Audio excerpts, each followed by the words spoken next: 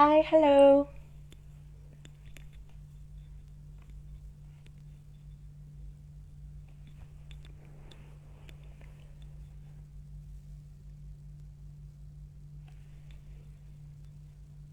Kita tunggu bentar ya.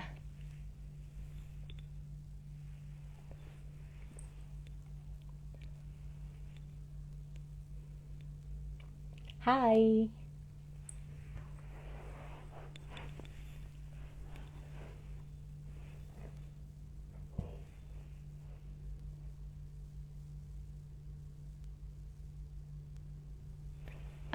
Oke, aku sambil ngobrol aja ya. Halo, selamat malam buat teman-teman ya Toppers dimanapun kalian berada. Dalam sesi ini di IA Toppers ngeriung kali ini kita itu bakal ngebahas sesuatu yang cukup berbeda dan topik yang nggak kalah menarik sama topik-topik yang sebelumnya. Nah, mungkin sebagian besar dari teman-teman tuh udah pernah nonton Dokter Dolittle kan? Di IATOP sendiri kita itu punya dua orang Dokter Dolittle juga. Salah satunya adalah Dr. Lisa Noviani, lulusan top 2005, dan Dr. Elisa Jinata, lulusan top 2005 juga. Bersama dengan Dr. Dolittle IATOP, kita akan membahas mengenai kiat memelihara hewan dan bagaimana dapat berkontribusi dalam konservasi satwa. Nah, mungkin sebelumnya saya memperkenalkan diri dulu. Halo, saya Bella, IATOP Alisius Angkatan 2007. Nah, thank you banget sebelumnya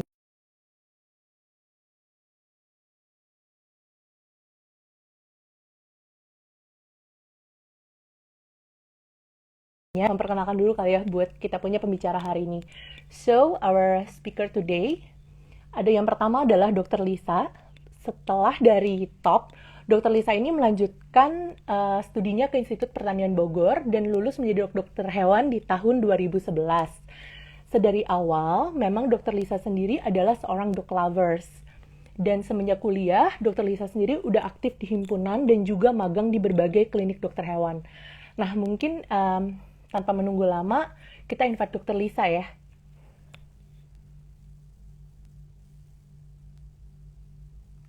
Dr. Lisa,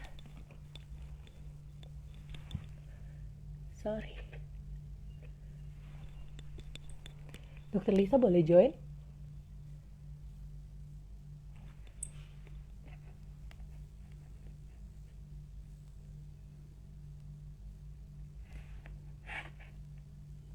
Sorry ya, sebentar.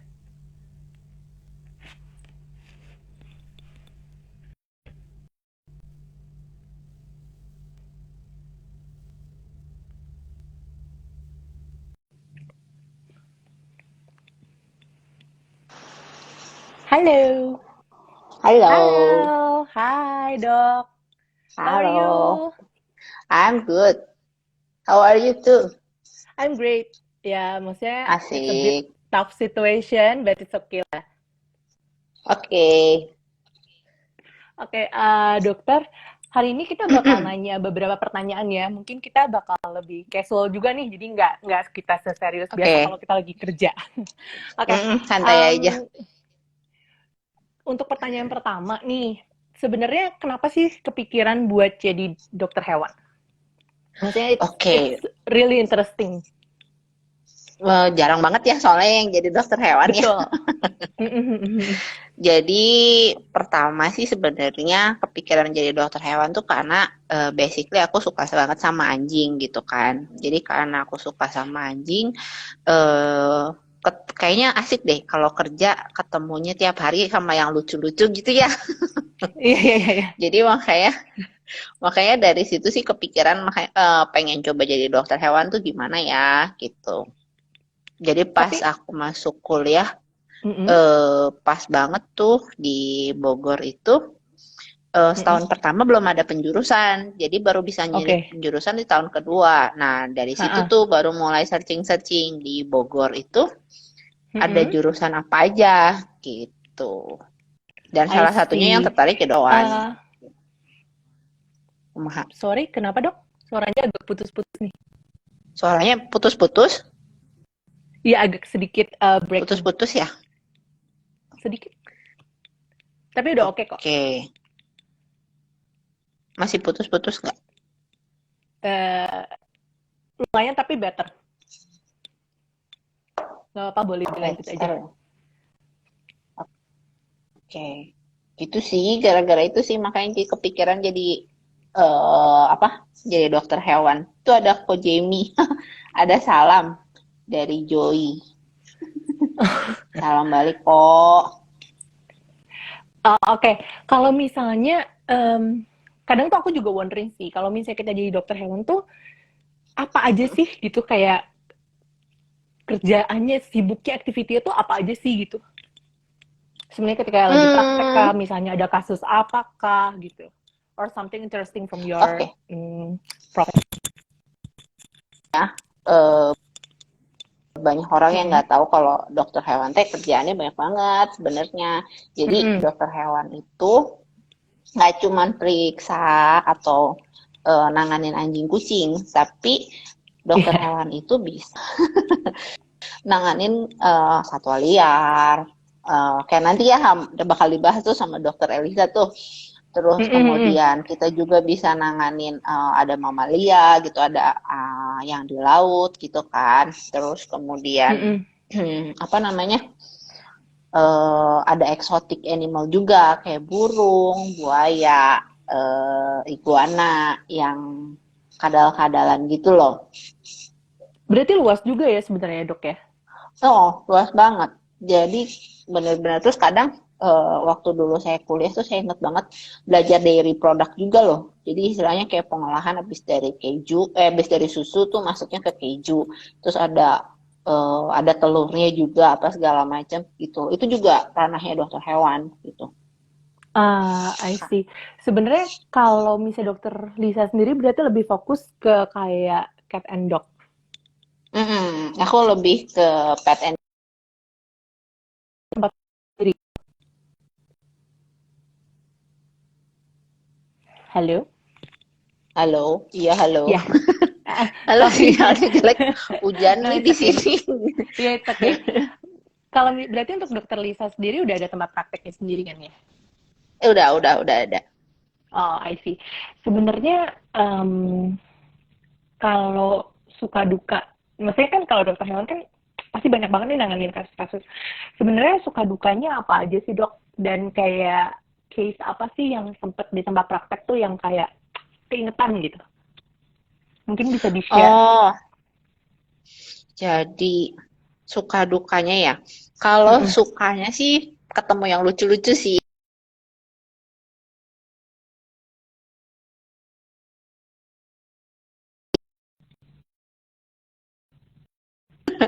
Kayak istilahnya happy banget gitu ketemu ketemu ketemu aku ketemu dokter gitu kan ekornya nggak berhenti berhenti loncat loncat loncat loncat pengen diajak main terus. Happy-nya di Uh-uh. situ terus kadang kalau mereka vaksin gitu kan aku selalu Uh-uh. titip pesan gitu ke mereka udah ya kamu ketemu dokter setahun sekali aja. Oke, ketemu buat vaksin ya, nggak boleh Mm-mm. jangan sampai sakit gitu kan, Iya, iya, karena benar-benar. Benar. eh karena kasihan sih, maksudnya aku juga punya anjing kan, kalau giliran Hmm. mereka nggak mau makan itu yang paling pusing sih sebenarnya kalau untuk anjing kucing gitu.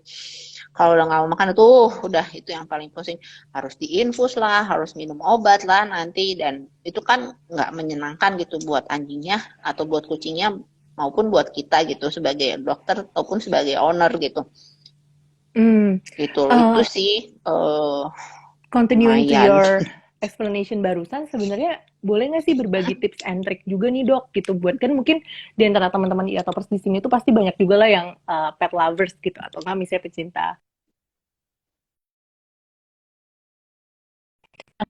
sih, apa sih untuk merawat mereka, misalnya kalau misalnya ya nih kayak dulu gitu saya juga punya papi gitu, terus dia juga Mm-mm. tiba-tiba kayak nggak mau makan, terus kita kayak bingung gitu loh, ini harus diapain ya.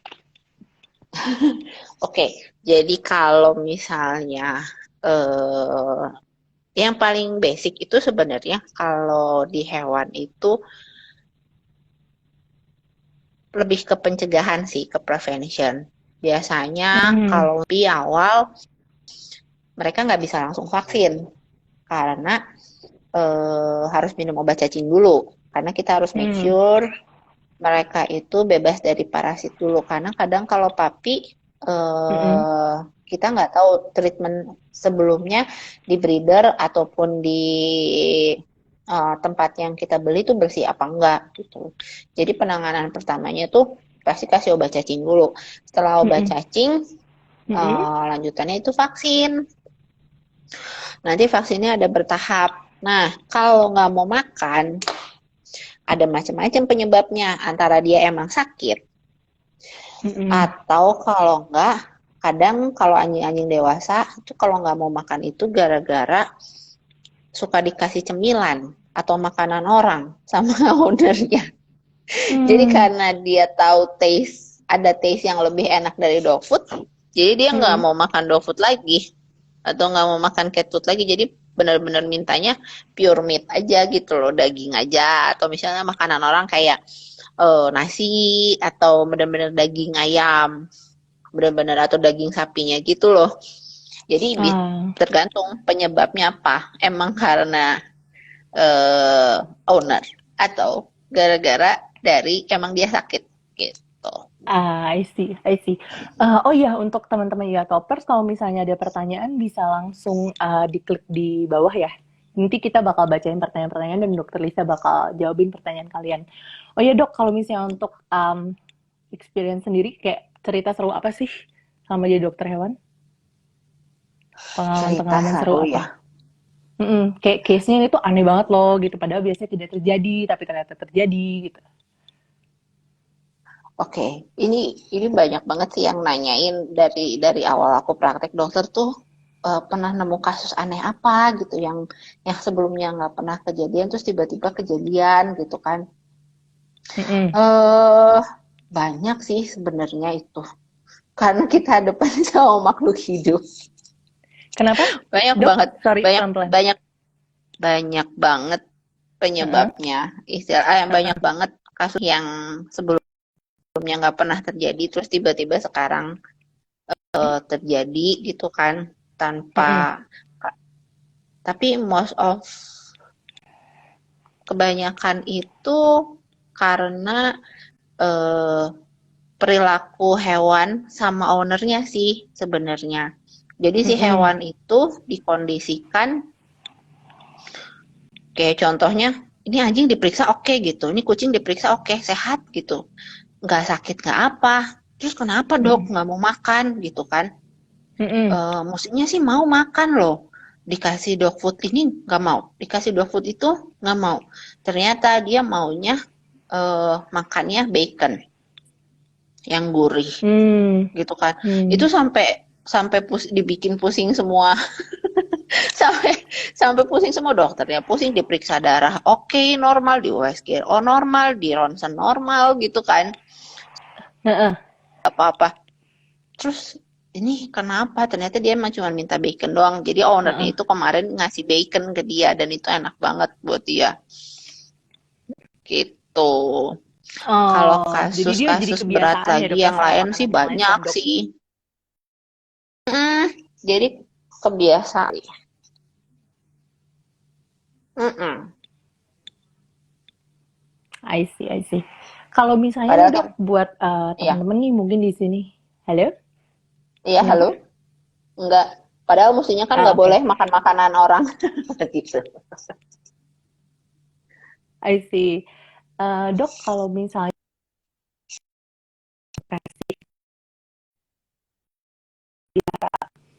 dogi gitu, kurang lebih tuh mending piaranya seperti apa? Terus kayak nggak cuma dogi ya, maksudnya kayak kucing atau apa gitu. Gimana sih sebenarnya jadi seorang owner yang baik buat mereka gitu? Oke, jadi nah itu sih yang aku mau sampein ya. Mm-mm. eh, Peliharalah sesuai dengan kapasitas. Kapasitasnya Mm-mm. baik dari kapasitas rumah maupun dari kapasitas keuangan gitu. Ya. Karena kalau di luar negeri itu sebelum kamu punya anjing, kamu bakal disurvei. Ada petugasnya yang bakal survei rumah kamu, terus Mm-mm. kemudian mereka bakal nanyain slip gaji kamu berapa gitu. Oh, itu Kenapa? kenapa? Tujuannya Heeh. eh karena itu bakal ngaruh maintenance si anjingnya. Karena besar sama anjing kecil itu cost-nya beda. Karena mereka jumlah makannya pun beda. Yang satu makannya misalnya satu bulan itu bisa cuman 1 kilo, sedangkan yang satu butuh 10 kilo gitu kan. Itu pasti ngaruh sih. Dan anjing besar itu harus banyak diajak jalan juga, harus Mm-mm. exercise. Nah, Mm-mm. exercise-nya nggak bisa di dalam rumah kalau yang rumahnya kecil. Jadi mereka harus benar-benar exercise di luar. Beda sama anjing kecil yang butuh exercise, oke di rumah dia exercise-nya cukup di dalam rumah gitu. Mm-mm. Jadi itu sih. Jadi basically dari situ dulu, lihat dulu kapasitas kita sanggupnya yang kecil atau yang besar. Kalau sanggupnya yang kecil dulu. Nanti kalau misalnya emang kita dikasih kapasitas lebih, baru ambil yang besar. Gitu sih. Jangan I maksain, see. oh ras itu kayak husky itu kan ganteng banget ya, gitu kan. Ganteng-ganteng dok, ganteng aku pengen gitu kan ya. Kayak Alaskan Malamut juga gede lucu banget gitu kan. Tapi kamu kuat nggak ngasih makannya gitu. Kalau kamu kuat, Iya, iya, oke, iya, iya. it's True. not a big deal gitu. Kalau nggak kuat, nanti ya tunggu dulu. I Nanti see. akan Dok, ada waktunya. Mm-mm, ini ada pertanyaan nih dari ya topers kita teman-teman di sini. Di Indo atau di mm-mm. Bandung, apakah ada dokter hewan spesialis penyakit Yokonayagi Harada Syndrome? Uh, Font, bentar, itu penyakit apa ya?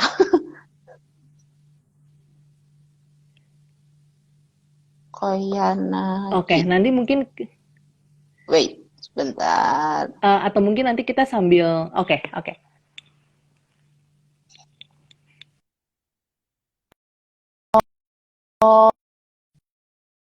Penyakit autoimun itu kompleks ya, istilahnya. Font kayak gitu, Mm-mm. istilahnya penyakit autoimun. Itu dia Mm-mm. kombinasi antara mati. Itu pun kalau misalnya emang eh, mau coba Ya.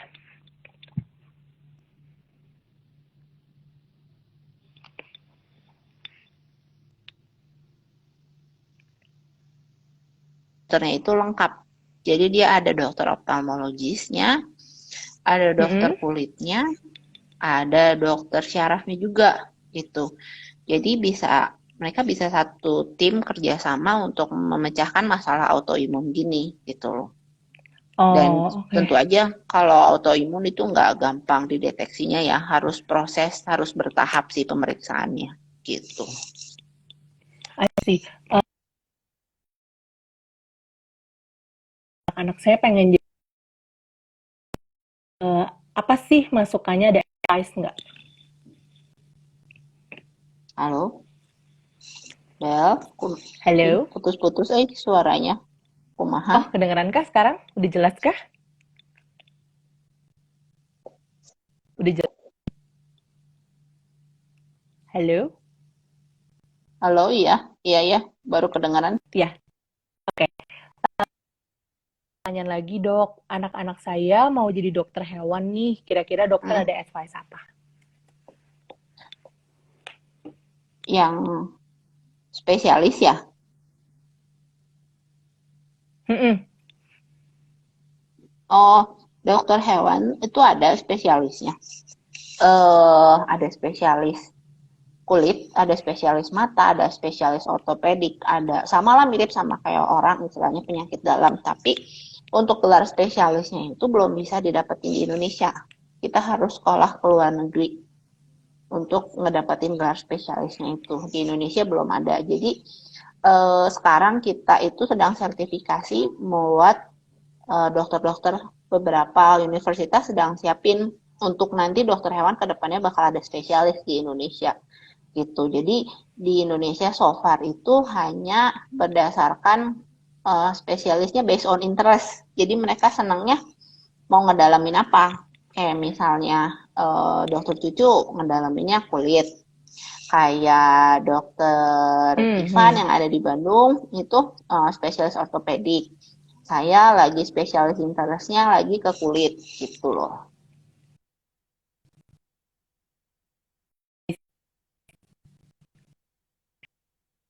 Nah, ini dok pertanyaan lagi. Kalau misalnya anak-anak pengen jadi dokter hewan nih, ada advice apa ya kira-kira? Eh Maksudnya gimana? Sorry, boleh diulang nggak pertanyaannya? Kalau misalnya pengen jadi dokter hewan, ada advice nggak nih buat teman-teman di sini? Oh, yang penting pastiin aja emang bener-bener passionnya sama hewan karena it's not easy to handle animal gitu. Kamu harus udah siap cakaran, kamu nggak cuma lucunya aja ya, tapi harus terima juga cakarannya. Harus terima siap-siap kalau sampai nggak sengaja kegigit atau kecakar. Terus kemudian eh sama kayak dokter orang lah istilahnya, kamu juga harus belajar kalau ada anjing muntah atau kucing muntah, ada Hmm. hewan muntah, harus siap sama yang jorok-joroknya lah istilahnya gitu. Prepare for the worst gitu. Kalau misalnya emang anaknya gak jijian dan dia pede Hmm. istilahnya, nggak cuman passion sama Hmm. hewan doang loh, yang penting nggak jijian, itu juga harus penting karena praktikumnya nggak gampang. Oh. Pernah waktu dulu jadi kamu belajar inseminasi buatan itu loh di sapi, di Hmm. mana tangan kamu keseluruhan sepanjang Hmm. tangan dari ujung jari sampai ke siku, Hmm. hampir 3/4 lengan itu masuk ke dalam pantat sapinya. Oh, oke. Oke. Ya, itu pakai sarung tangan tapi tenang aja, pakai Iya, sarung iya, tangan iya. nggak tangan telanjang, cuman ya itu istilahnya itu kan anus gitu loh masuk ke dalam, sorry agak vulgar, tapi memang itu harus disiapin gitu. I see, I see. Oke, thank you banget dok udah sharing-sharing sama kita nih. Kurang lebih Yuk, sami-sami. ada apalagi nih yang pengen dokter sampaikan nggak buat teman-teman iya toppers di sini?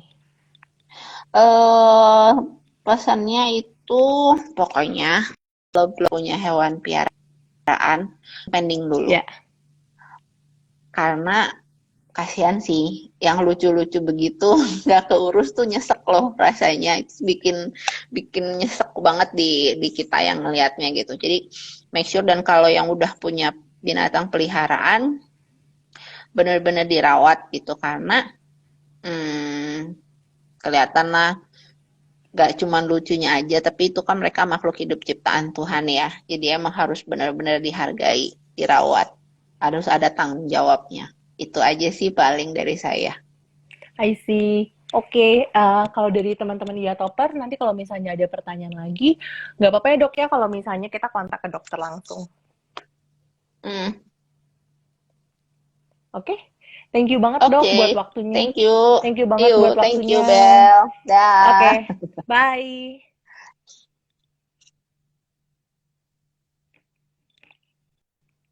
Oke, aku masuk ke.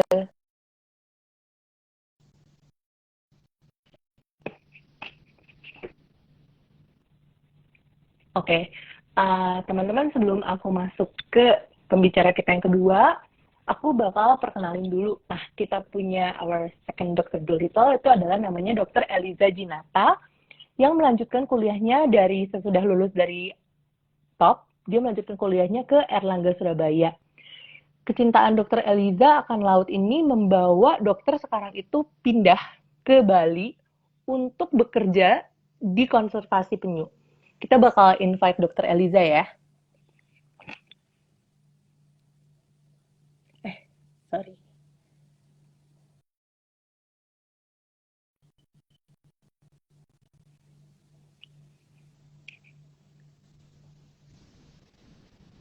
Oke.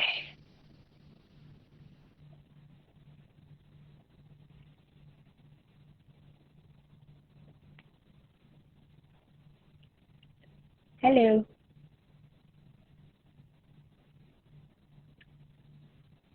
Hai dok. Masuk ya. Sebentar ya teman-teman. Oke.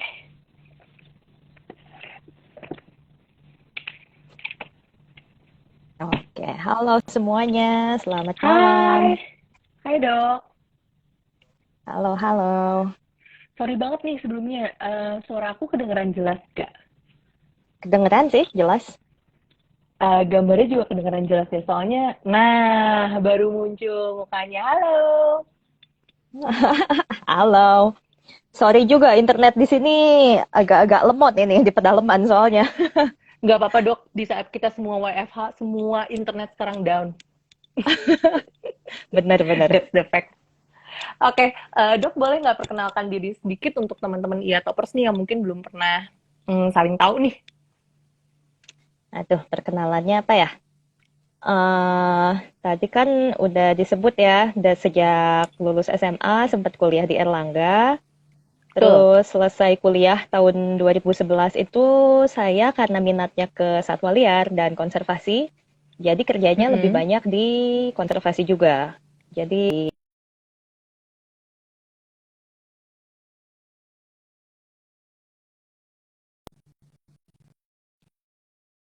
ada juga yang khusus satwa liar, sampai akhirnya Hah? sekarang di pusat rehabilitasi penyu. I see.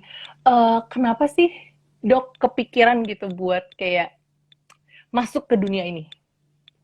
This kind of Kenapa profession. ya? Emang suka hewan dan suka alam sih dari dulu. Jadi Mm-mm. kalau lihat hewan liar gitu, kayaknya kok seneng aja gitu. Ya anjing kucing juga seneng sih, tapi Mm-mm. kenapa satwa liar? Karena yang ngurus anjing kucing itu banyak, sedangkan yang ngurus satwa liar itu enggak sebanyak itu. Jadi dokter hewan udah langka, dokter hewan yang ngurus satwa langka pun makin langka lagi gitu. Berarti Jadi cakupan dari skupnya dokter lumayan gede ya? iya. Jadi kalau kalau klinik itu kebanyakan yang paling umum kan anjing kucing ya, kadang ada Ya, eksotisnya kelinci atau mura, tapi kalau satwa liar itu beneran semua, mm-mm. mulai dari apa ya? Mulai dari ular sampai gajah pun itu semua masuk cakupan satwa liar. Makanya itu I tantangannya see. lumayan berat. Makanya nggak semua dokter hewan eh, memilih untuk jadi dokter hewan satwa liar. I see. Boleh nggak sih dok ceritain dong ke kita kayak suka dukanya, terus kayak ada nggak sih kejadian-kejadian atau keseruan-keseruan yang terjadi selama merawat satwa-satwa liar? Hmm, apa ya? Suka dukanya, suka dukanya. Kayaknya lebih banyak dukanya ya.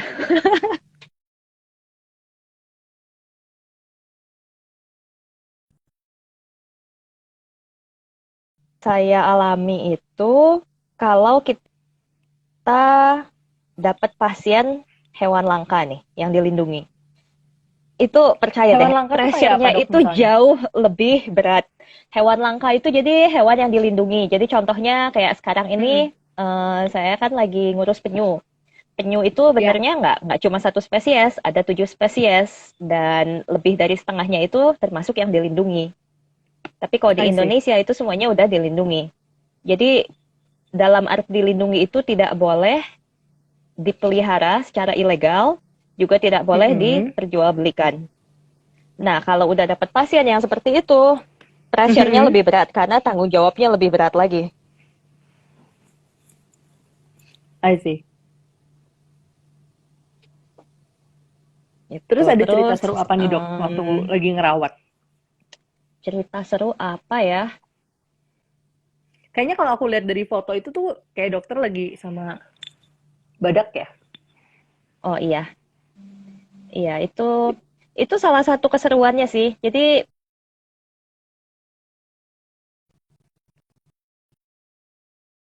kita punya badak Jawa yang berculas. I Tapi see. ternyata badak Sumatera ini lebih terancam punah daripada badak Jawa. Nah, itu salah satu keseruannya di situ karena saya bisa berinteraksi, saya bisa berkontribusi juga terhadap populasi mereka. Jadi itu sukanya juga sih. Apa ya?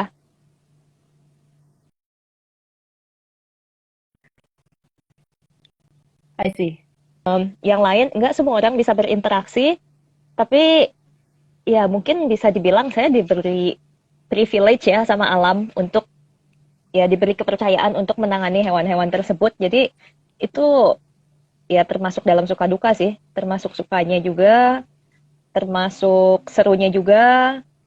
Tapi yang paling rewarding dari ini sih, dari profesi ini boleh saya bilang ketika hewan yang tadinya datang kondisi udah sekarat sampai pasrah mau diapain,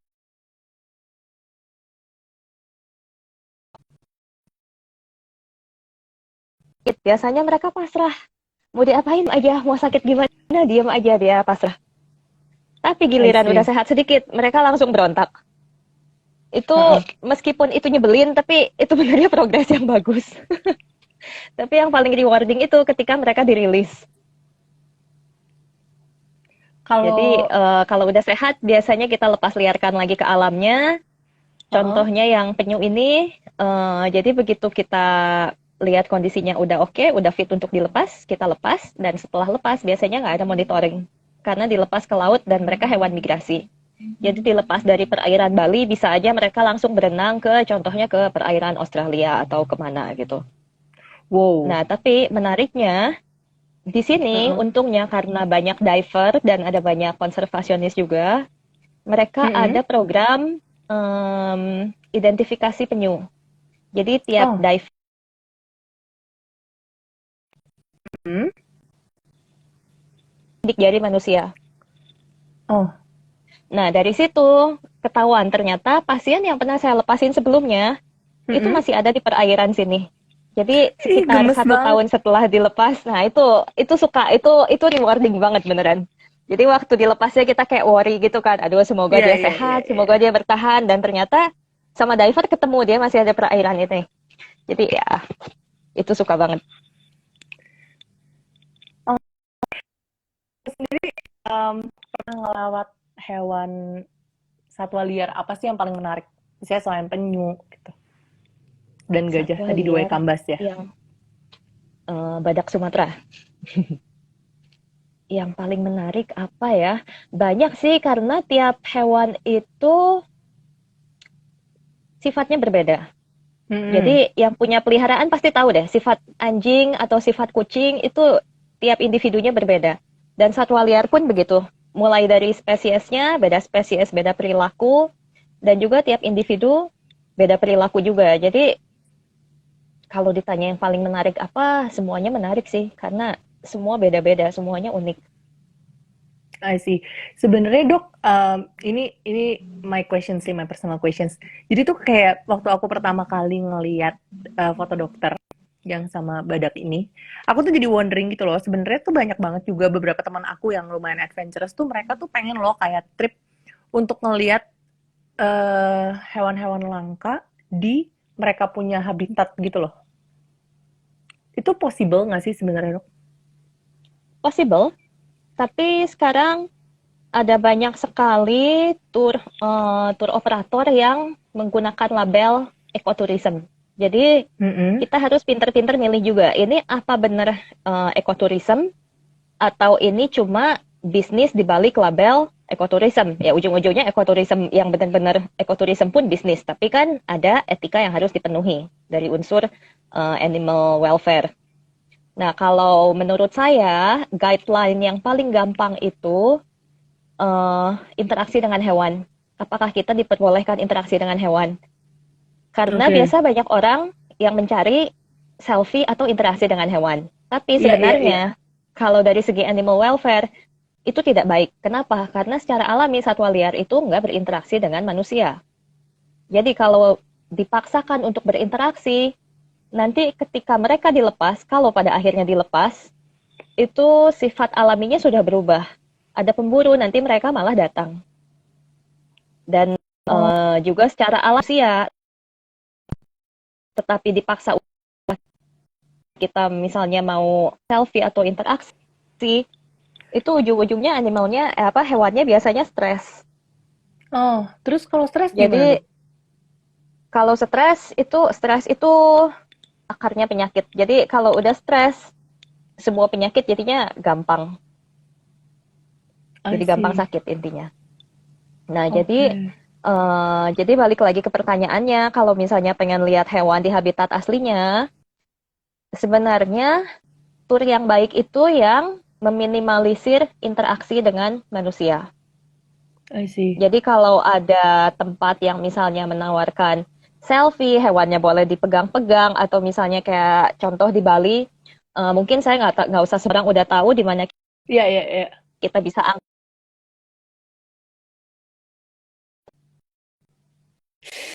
Aduh, udah nggak banget, itu udah bukan konservasi lagi, karena tidak ada nilai konservasinya sama sekali. I Cuma see.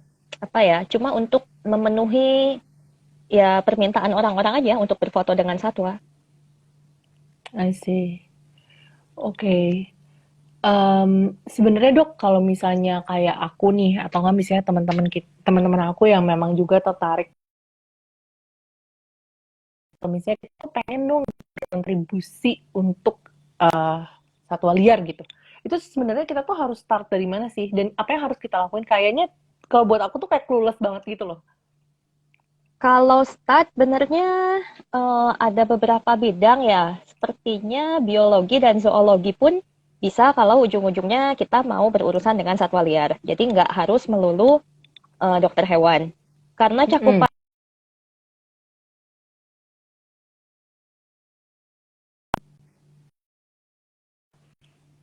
saya harus ngerti Mm-mm. juga ini makanan di alamnya seperti apa, nutrisinya seperti apa, behaviornya seperti apa.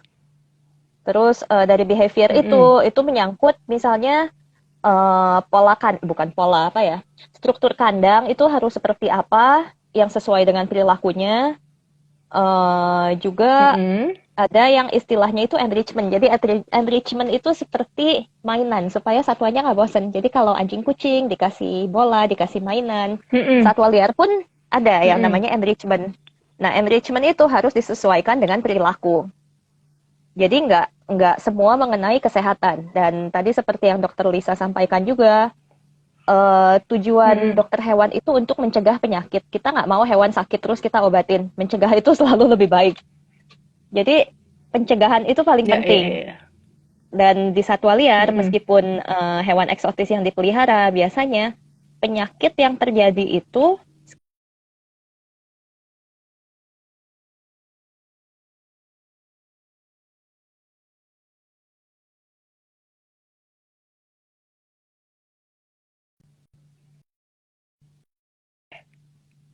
terus. Jadi balik lagi ke pertanyaannya, kalau misalnya Mm-mm. mau kerja sama satwa liar, jadi ya dari pun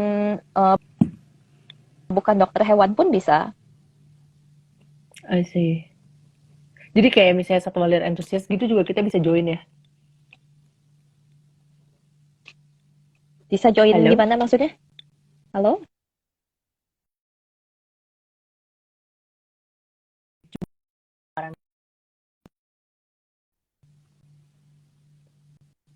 Halo? Kedengeran nggak? Putus-putus suaranya. Kedengeran kah? Sekarang udah jelas kah? Ya, sekarang udah kedengeran. Ya. Oke.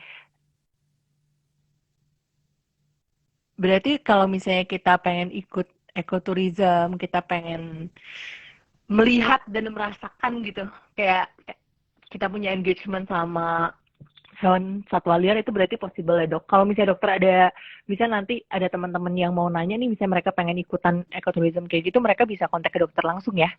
Iya, boleh, boleh. I see.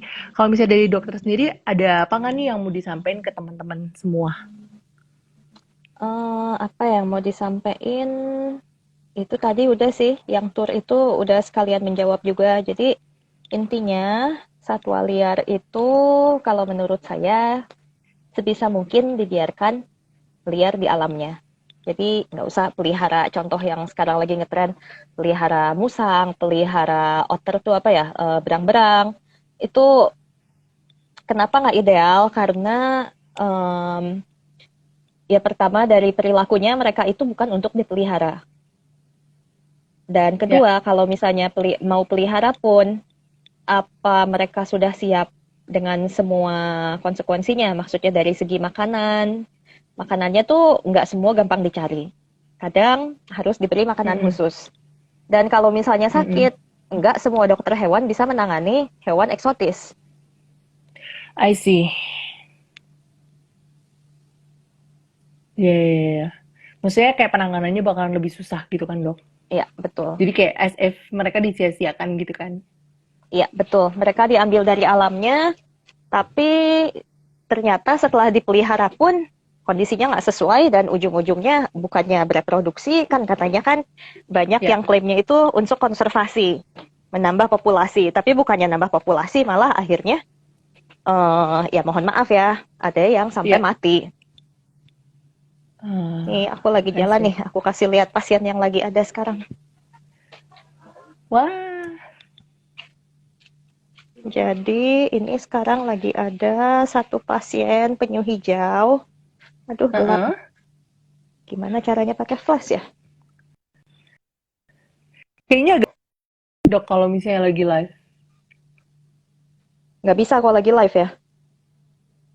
Ya, Kayaknya nggak enggak kelihatan. deh.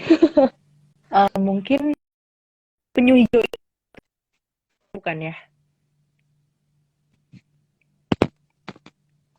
Ya, nggak jadi kalau gitu. Mungkin aku bisa share juga sih ke sini. Oke, kalau penyu hijau tuh yang tadi dokter sempat share ke aku bukan ya? Iya, yang Oke. lagi di lab itu, yang aku lagi mau ambil darah ceritanya.